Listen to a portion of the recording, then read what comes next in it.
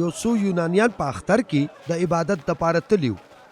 هغې فیلیپوس له راغلل، څوک چې د بیت سیدا د ګلیل اوسېدونکی و، او هغه ته وویل صاحبه موږ غواړو چې عیسی سره ملو شو. فیلیپوس لاړو او اندریاس ته وویل، بیا هغې دواړه لاړل او عیسی یې خبر کړ. عیسی هغې ته جواب ورکړ، هغه وخت راغلو چې ابن آدم خپله لویي ومومي. زه تاسو ته رښتیا وایم، تر څو چې د غنمو دانه په ځمکه کې ونه غورځېږي او په خاوره کې ښخه او مړه نه شي، تر هغې به دا صرف یوه دانه وي، خو کله چې دا په خاورو کې ښخه شي نو دا ډېره میوه پیدا کړي. هغه څوک چې د خپل ژوند سره مینه کوي هغه به یې بایلي، او څوک چې په دنیا کې د خپل ژوند نه نفرت کوي هغه به یې د تل ژوندون دپاره وساتي. که څوک زما خدمت کوي هغه دې ما پسې راځي، او چېرته چې زه یم هلته به زما خادم هم وي. هر څوک چې زما خدمت کوي هغه له به زما پلار عزت ورکړي.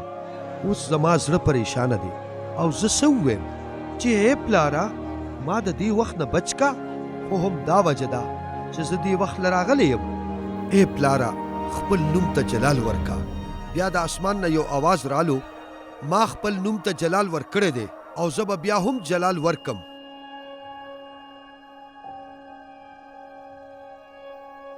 کومه ګڼه چې هلته ولاړه وه هغې دا واورېدل او ویې ویل چې دا د تندر اواز و، خو نورو وویل چې فرښتې هغه سره خبرې وکړې.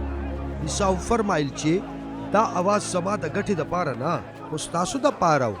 اوس د دې دنیا د عدالت وخت دی او د دې دنیا سردار یعنی شیطان به اوس بهر ویستلی شي، او کله چې زه د ځمکې نه وخېجولی شم نو زه به ټول خلک خپل ځان ته راکاږم. عیسی دې خبرې ته اشاره وکړه چې هغه به په کوم مرګ مري. ګڼې جواب ورکړه چې زموږ شریعت دا وایي چې مسیح به تل تر تله وي.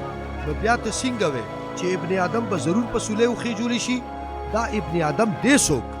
عیسی هغې له جواب ورکړ، رڼا لږ وخت دپاره تاسو سره ده، تر څو چې رڼا تاسو سره ده وګرځئ، هسې نه چې تیاره مو راګیر کړي. څوک چې په تیاره کې ګرځي هغه ته پته نه چې چېرته روان دی. تر څو چې رڼا تاسو سره ده په رڼا یقین کوئ نو چې تاسو د رڼا زامن شئ.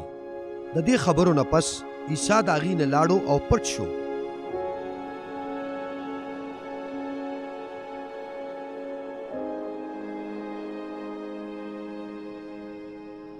اگر کې عیسی ډېرې معجزې د هغې په موجودګۍ کې وکړې، خو هغې په هغه باندې ایمان را نه وړو چې د یشیا نبي دا خبره پوره شي چې فرمایلی وو، ای مالکه زمونږ په پیغام باندې چا یقین کړی دی؟